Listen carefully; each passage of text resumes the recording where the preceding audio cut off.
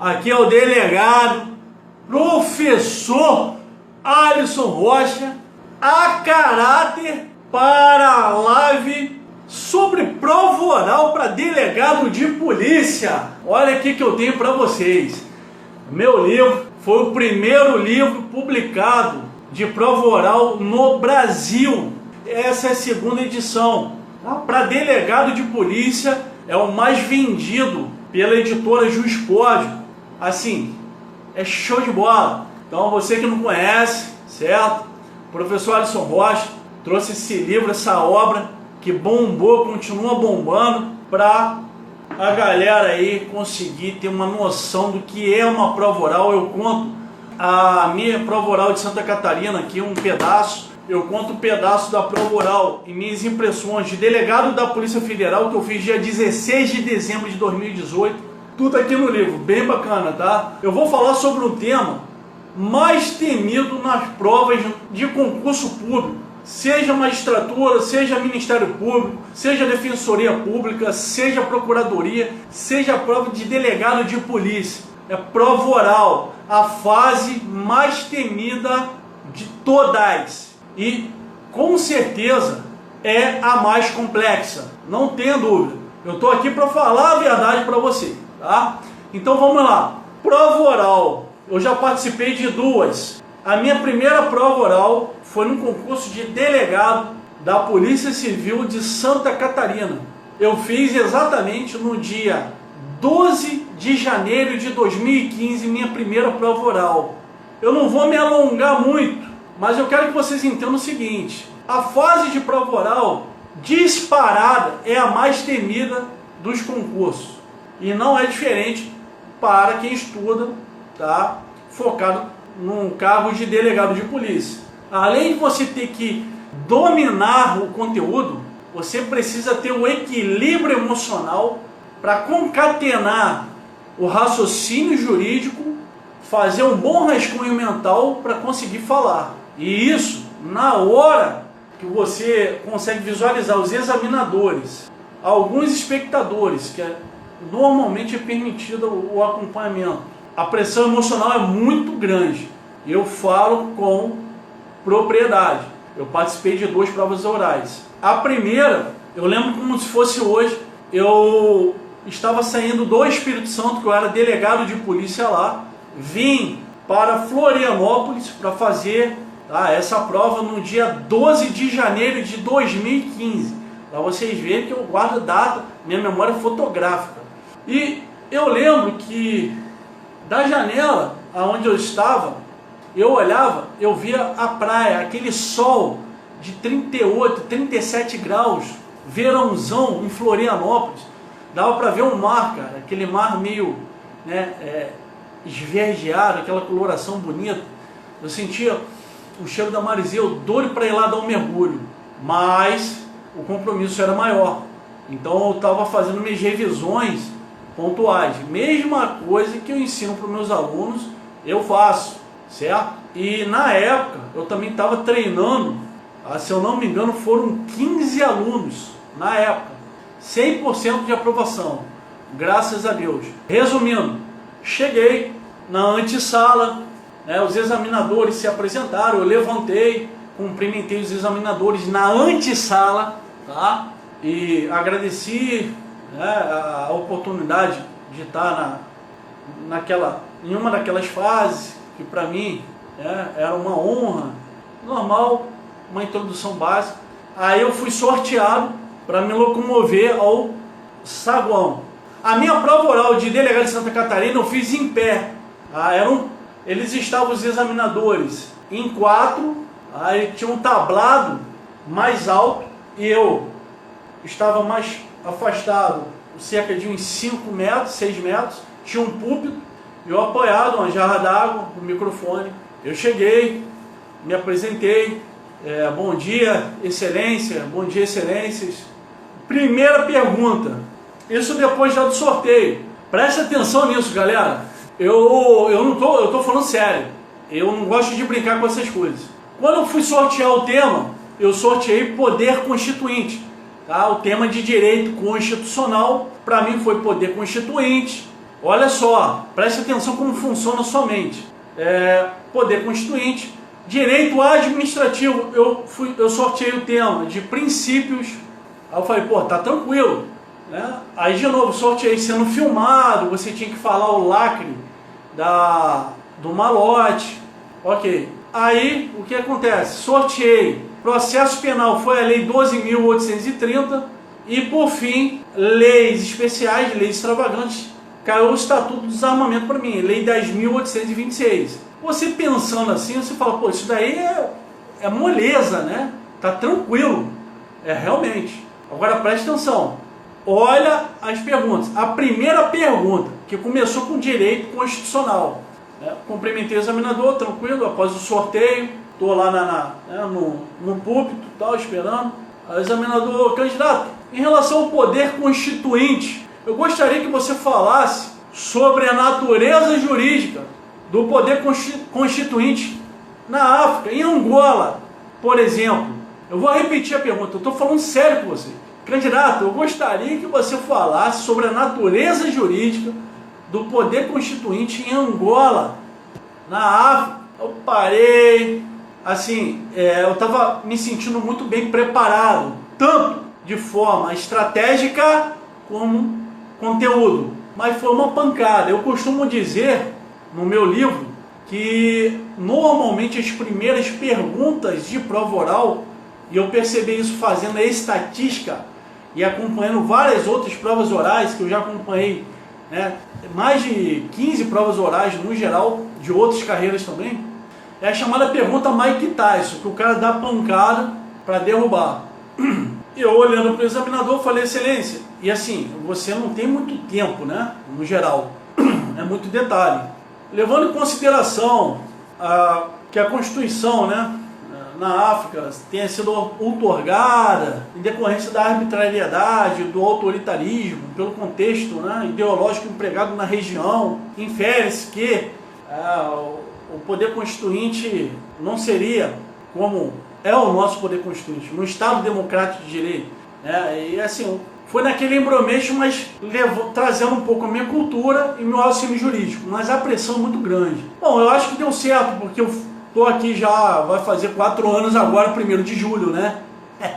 Eu lembro que a segunda pergunta foi mais tranquila, que ele perguntou sobre as limitações do poder constituinte. E aí eu falei do originário, né, que é ilimitado, em tese, permanente, atemporal, e partir para o poder constituinte em tese derivado, que aí tem as limitações ali, né, circunstanciais, em tese. Há uma discussão da doutrina, mas da parte temporal, ainda que majoritariamente entenda que não tem essa limitação, pela DCT lá, e na parte da limitação material, explícita, e quando eu comecei a desenvolver implícita, ele me deu por satisfeito. Resumindo, quando eu cheguei na última pergunta, tá, que foi na ordem, constitucional, direito administrativo, processo penal, parece uma eternidade, tá? Aquilo parece que não vai acabar nunca. Eu cheguei na parte do Estatuto do Desarmamento, mas eu já estava assim, com o corpo bem quente, o ar lá gelado e eu suando. Tinham 2 litros de água na jarra. Eu já bebi os 2 litros e estava mordendo até o copo. O que acontece? Brincadeiras à parte, quando eu cheguei para responder o Estatuto do Desarmamento, foi o Dr. Leonardo Marcondes, né? Foi até meu regional aqui em Rio do Sul, e sem dúvida uma referência, tanto como escritor, quanto delegado de polícia, tá, no Brasil. Eu tenho muito respeito, muito carinho por ele. Ele me fez a pergunta seguinte, e eu pensando, né, já fazendo um monte de possíveis perguntas a serem feitas, ligadas ao Estatuto do Desarmamento, né? Eu estava bem afiado, eu estava muito confiante. Aí ele pergunta o seguinte, candidato, em relação ao Estatuto do Desarmamento, me fale sobre a evolução histórica. Tem isso aqui, tem essa pergunta aqui no meu livro, inclusive. Me fale sobre a evolução histórica do Estatuto do Desarmamento. Como eu estava muito bem preparado, e normalmente eu gosto de fazer uma síntese, né, de parâmetros das legislações. Eu tinha já, né, a evolução na minha cabeça histórica da Lei de Drogas, da Lei Maria da Penha, da Lei de Crime Organizado e também do Estatuto do Desarmamento. Eu falei, né, que inicialmente não tinha, né, as condutas perpetradas, elas eram, na verdade, se encaixadas ali no crime liliputiano, ou crime vagabundo, contravenção penal, crime anão, da lei de contravenções penais, né, 3688 de 41, e aí depois tinha uma deficiência muito grande. Aí também veio uma legislação em 97 que não houve um elemento normativo do tipo, a diferenciação de posse, porte, tinha uma confusão, né, uma tecnia. Somente no Estatuto do Desarmamento, na Lei Ordinária 10.826 de 2003, que houve essa correção, houve a separação da posse no artigo 12 para o porte no artigo 14, e posse e porte de uso restrito no artigo 16, assim, mas a pressão é violenta, mas deu certo. Passado esse detalhe, meus alunos também passaram, tá? 100% de aprovação, eu fiquei muito feliz. Em dezembro dia 16 de dezembro de 2018, se eu não me engano, foi a penúltima fase de delegado da Polícia Federal. Eu também participei de outra prova oral com uma sistemática diferente. Tá? Na minha obra, no meu livro de prova oral para delegado de polícia, eu trago isso. Hoje, no Brasil, a gente tem uma definição de duas vertentes para aplicação de uma prova oral para delegado de polícia. A primeira, tradicional, é a que eu fiz em Santa Catarina.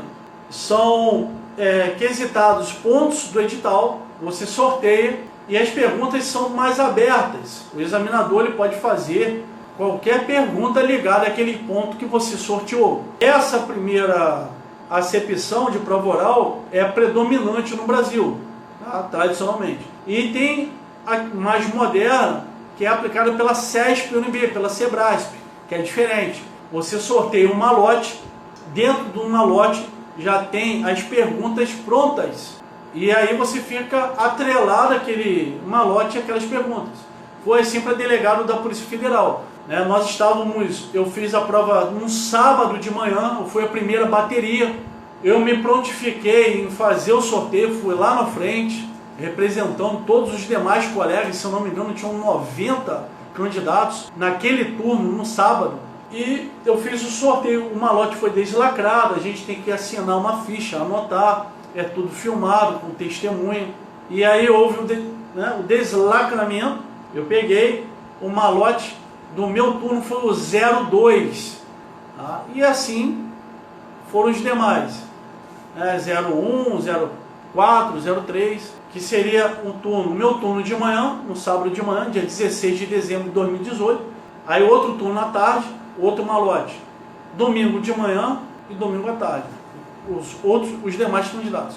Resumindo, bem tranquilo, bem descontraído, chegou meia hora, me desloquei para a sala, inclusive eu já compartilhei com vocês fragmentos da minha prova oral, foram perguntas assim muito bem feitas, perguntas muito bem direcionadas, e tinham 4 examinadores, né? Fica sendo filmada à sua direita, lá estava assim, o contador de tempo, né, à esquerda, e aí cada examinador não tinha um período, né, mas era até 20 minutos para 4 disciplinas, e as perguntas já estavam na folha de avaliação. No meu livro eu trago essas perguntas, quem quiser acesso, tem no site da SEBRASP, da CESP-UNB, inclusive também com espelho de resposta esperada. E aí eu consegui desenvolver muito bem na prova oral.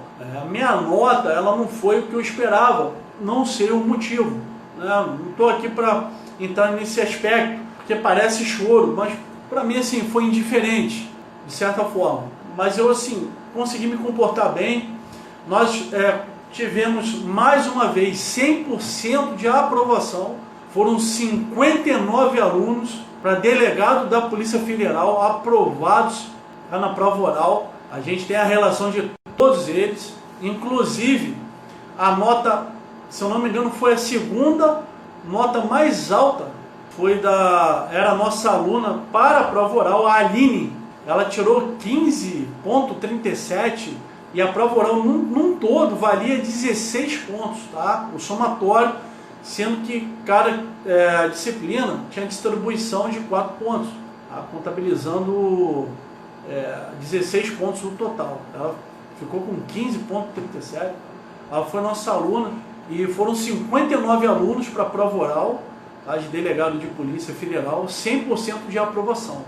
E foi uma experiência muito importante para mim, porque eu agreguei mais valor ainda ao que eu faço em relação às estratégias, em relação àquela situação, né, do que esperar a prova oral, como se comportar efetivamente. Porque assim, vocês que estudam, vocês sabem tanto quanto eu. Não há nada melhor do que você, né, colocar em teste, praticar, para estar aprimorando, para estar dando certo, para você se aproximar da realidade. É muito fácil ficar de terninho e gravata, falando bonito, e não botar a bunda na cadeira, né? Não faz parte da filosofia do meu trabalho. Eu gosto de me apresentar, eu gosto de ficar testando o que eu ensino como forma de comprovação para vocês, que não deixa de ser, como forma de atualização. Eu preciso estar atualizado, eu preciso, né, continuar acompanhando, no geral, dentro do conteúdo jurídico, as inovações. Isso faz toda a diferença. Qual foi a impressão que eu tive, né? Qual foi a prova oral mais difícil? Sem dúvida alguma, a prova oral de delegado de Santa Catarina foi mais difícil. Tudo bem? Em decorrência do examinador fazer a pergunta que quisesse em relação àquele ponto sorteado. Então esse modelo de prova oral, ele é muito mais complexo, diferentemente do modelo da prova da Sebrasp, que já vem com as perguntas pré-definidas, né, conforme sorteio e os respectivos malotes. Eu não estou dizendo que a prova de delegado da Polícia Federal, prova oral, tenha sido fácil. Negativo. Foi uma prova muito bem feita, muito bem elaborada. Mas, na minha opinião, que eu participei das duas provas orais, a prova oral de Santa Catarina, ela teve um nível de dificuldade muito maior. Teve uma expansão de abordagem muito maior, um aprofundamento também maior em relação a conteúdo jurídico. Mas foi o que eu falei, são duas formas diferentes de avaliação. Professor, e qual é, no geral, qual foi sua estratégia para estudar para a prova oral? Bom, foi a que eu desenvolvi desde ali meados de 2014, onde eu também treinei meus alunos, né? E resumidamente, o que acontece? Você precisa, quando você vai fazer uma prova oral, já ter uma bagagem. Essa bagagem, você aproveita 90% do seu estudo para a prova objetiva e da prova discursiva. Então você vem trazendo tudo que você, de certa forma, veio construindo. Você, primeiramente, precisa ter alma.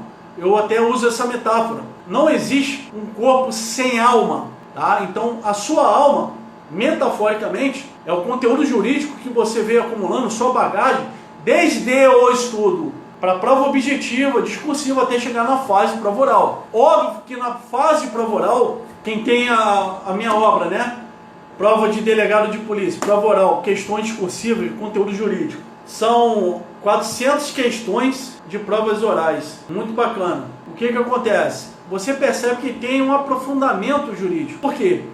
Porque em prova objetiva, em regra, o examinador, ele não cobra conceitos, natureza jurídica dos dispositivos no geral. É algo mais próximo da legislação, alguns entendimentos jurisprudenciais, alguns fragmentos da doutrina, mas com nível de dificuldade mediano. A prova oral há um aprofundamento bastante, vamos dizer assim, né, contundente. Por quê? Porque há uma exploração maior em relação ao conceito, teorias, tá? Posicionamentos correntes, assuntos conflitantes, onde há celeuma, você tem que se debruçar e trazer o máximo de informação sobre aquela celeuma, sobre aquele assunto, se posicionar falando das correntes, das teorias, tá? Em regra. Então, assim, há uma vastidão, uma expansão maior de conteúdo no geral. Então, mas de qualquer forma você aproveita o que você vem construindo desde a sua prova objetiva. Eu costumo dizer o seguinte: não sofra por antecedência. Cada fase você trabalha com uma estratégia diferente. Eu ensino isso para os meus alunos. Então, para a prova objetiva preambular é uma estratégia, Tá? A gente trabalha com técnicas e ligado ao método que eu criei, especificamente para a prova objetiva, para a prova discursiva, peça, discursiva, peça, ou redação, tá? Com texto dissertativo opinativo, texto narrativo, para provas de concurso aí de PM, Polícia Civil, né? Redação no geral. É outra estratégia, outra técnica. Peça, outra estratégia, outra técnica. Prova oral, outra estratégia, outra técnica. Simples assim. Você não deve estudar por antecipação, você não deve pular etapas. Tudo na vida a gente passa por um sistema de amadurecimento natural. Um detalhe que eu vejo de muita importância é a forma de estudar para a prova oral.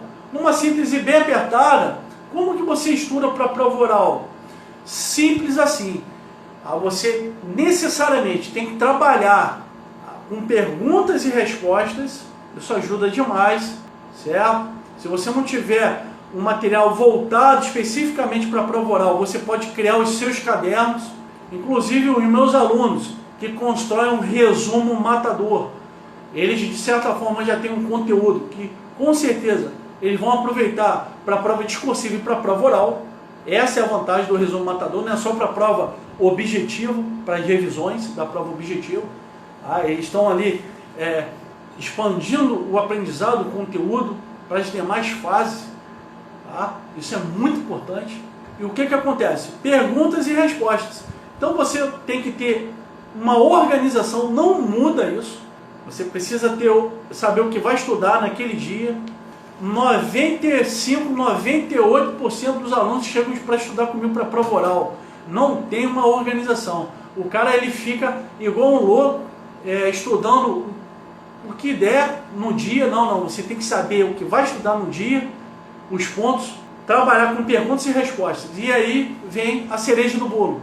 É aquela chamada leitura de 3 passos. Você lê a primeira vez, ok? Para você, internamente. Você lê a segunda vez, um timbre de voz mediano, mas sempre na postura. Se você for fazer a prova oral, igual eu fiz em Santa Catarina, em pé, fica em pé nesse momento. Se você for fazer a prova oral, igual eu fiz de delegado da Polícia Federal, em Brasília, sentado, sente nesse momento. E aí você vai fazer essa simulação de leitura de 3 passos. Primeira leitura para dentro, segunda com um timbre mediano, como se você estivesse falando, né? Você pode, na época, eu fiz uma bexiga, uma bola de aniversário, botei um olho, uma boca, e eu imaginava como se fosse meu examinador. Botava numa distância aproximada, ali de 3 metros, e falava olhando ali para o balão, né? Fazendo a simulação. Alguns usam a técnica do espelho. Não vejo problema. É legal também que você vê como você se comporta, né? Em relação à gesticulação, postura. São várias etapas. E por fim, você estuda assim. E aí você vai fixando. Porque você tem que trabalhar seu poder de síntese. Certo? Você consegue fazer o rascunho mental do conteúdo jurídico, raciocinar na medida certa, não pode levar muito tempo, e logo em seguida você vai falar, tentando se aproximar ao máximo do que foi perguntado. Não cai na besteira de se estender demais, querendo ser prolixo, onde muitos erram, porque quanto mais você fala, mais chance de você errar você vai ter, porque você está nervoso, e o examinador ele vai se aproveitar disso, ok? Não seja medíocre, mas também não seja abusado, querendo mostrar muito conhecimento, que a chance de você praticar uma incongruência é muito maior. Quanto mais você fala, mais chance de errar você tem. Então o que acontece? Isso faz uma diferença muito grande. E consequentemente você conseguiu concatenar o conteúdo jurídico, que ele pergunta, você tem que estar muito atento, você lembra e fala da forma mais organizada possível. É uma técnica muito boa, você tem que necessariamente colocar em prática. E simulações. A simulação, sem dúvida, é o diferencial. Mas não precisa trabalhar com quantidade, chamar o colega para fazer uma simulação pelo Skype ou pelo Zoom, ou por onde você queira, né? 30 simulações, não, seja pontual, se organize, tente fazer uma simulação dos pontos, ali do sorteio, tem que procurar alguém com experiência também, para não ficar perguntando besteira para vocês, por questão de vaidade, coisas que não estejam ligadas ao perfil do cargo, que não estejam dentro da realidade do seu concurso. Tem uma garotada muito imatura, que nunca fez prova oral e por estar nessa fase já começa a se achar, né? E, infelizmente acaba prejudicando outro colega na simulação. Tem que ser muito pontual, certo? E a simulação, sem dúvida, que é a prática, né? E eu costumo dizer para todos os meus alunos que a prática leva você à perfeição. Para a prova oral, sem dúvida, é um diferencial. Então procure um profissional ou procure uma pessoa de confiança para que você consiga fazer simulações quando você chegar nessa fase de prova oral. Isso vai ser um diferencial. Em relação aos mitos, quais são os mitos? As crenças que são mais badaladas no mundo do concurso. Uma galera que nunca fez prova oral, fica falando um monte de bobagem e acaba traumatizando algumas pessoas que estão estudando com seriedade. E uma dessas bobagens é o seguinte: você não é um robô na frente do examinador. Você não é um robô. Você é um ser humano, ele sabe disso. Então você pode gesticular na hora que você estiver fazendo, né, respondendo a arguição. Você foi sabatinado, o examinador te fez uma pergunta. Você pode gesticular sem problema. Tem alguns detalhes, né, não dá para entrar em todos, mas os principais. Professor, principalmente as meninas, eu preciso ficar com o cabelo solto? Isso pode me prejudicar? Não. Não dá, com todo respeito, você chegar de Rastafari. Porque a aparência, a sua presença, visualmente é muito importante. Então pressupõe-se que você se comporte já como um delegado de polícia. Professor, mas delegado de polícia não pode ter Rastafari, né, trança? Não pode. Mas não é muito apropriado numa prova oral, você chegar sem um corte no cabelo, cabelo de certa forma aparado, é o mais apropriado, ok? Para você já causar uma boa impressão. Professor, eu preciso chamar o examinador da banca de excelência? O que eu faço? Você deve chamar o examinador, de excelência. Aqui no meu livro eu trago várias crenças limitantes, várias, que na prática podem te ajudar demais. Se você faz prova com bigode ou sem bigode, de coque ou sem coque. Então, assim, são autoridades que estão ali, advogados, procuradores, delegados, juízes, promotores. Então, professor, mas aí isso já está superado, porque nós tivemos uma atualização pelo presidente Jair Bolsonaro, dizendo que não há necessidade de chamar ninguém de excelência, né? E consequentemente, não. Esqueça isso. Isso é uma forma protocolar, respeitosa. Então, excelência, o examinador, ele te sabatinou, ele te perguntou na sua arguição, excelência, levando em consideração a corrente majoritária da doutrina, entende-se que isso é muito importante, é uma introdução que faz toda a diferença, tá? Então não caia na inocência de boateiros que não passaram nem em prova objetiva dizer que não precisa chamar de excelência. Outra coisa que eu considero de suma importância, quais seriam as vestes adequadas? Normalmente você trabalhar com cores sóbrias, a cor da gravata sóbria, o terno no geral. Por quê? Para não tirar a atenção do examinador, né? Eu fui numa prova oral e isso, assim, eu não vou esquecer nunca. Consequentemente, o candidato não era meu aluno, estava com uma gravata laranja. O examinador prestava mais atenção na gravata do cara do que no que ele falava, entendeu? Então, assim, vestes sóbrias para mulheres no geral. A gente chama aí de... tem aquela terninho, né? Sem problema, calça. Os homens aí terno, gravata, cores sóbrias, Você vê aí nada muito exagerado.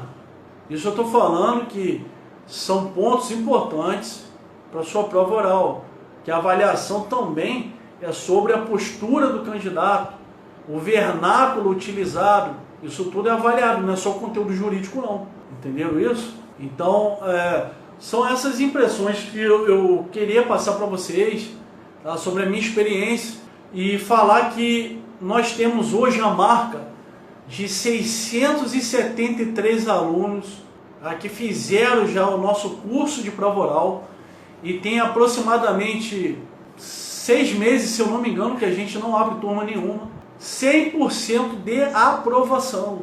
É uma marca que a gente sustenta com muito orgulho, porque é um esforço mútuo, né, da gente e de quem também esteja estudando.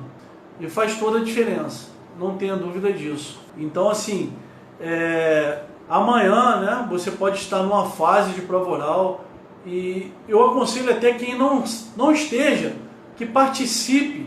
É muito legal você participar de um treinamento. Nós teremos concursos, por exemplo, com prova oral. A delegado do Espírito Santo, está surgindo notícias, né, a cada dia em relação à reivindicação dos responsáveis lá da instituição, da Polícia Civil do Espírito Santo, para a realização do concurso.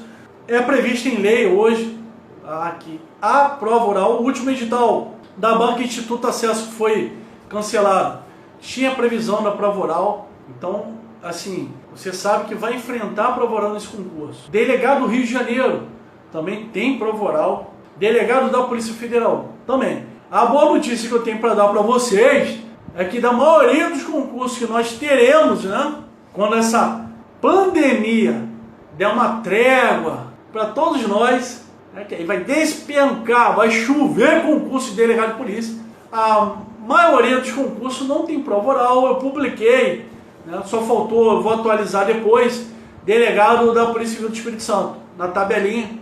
Hoje também exige prova oral, é um concurso que está na iminência. Os demais não tem prova oral.